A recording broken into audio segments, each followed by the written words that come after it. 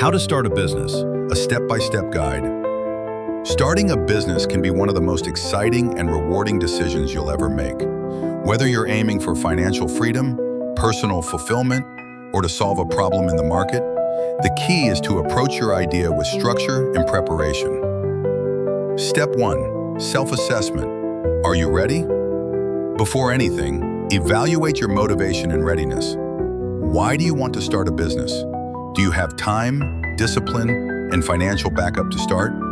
Are you ready for risk and long-term commitment? Write down your reasons. Clarifying your why strengthens your resilience later. Step 2. Identify a business idea. Good businesses solve problems. Consider your skills and interests, gaps or frustrations in the market, what people frequently need, complain about, or are willing to pay for. Examples: service, cleaning, graphic design, tutoring, catering, product, handmade crafts, digital products, clothing, organic foods. Use tools like Google Trends, social media polls, or talk to potential customer. Step 3. Research and validate your idea. Before you build anything, confirm there's demand. Who are your target customers? Who are your competitors? And what are they doing right or wrong? Will people actually pay for your product service?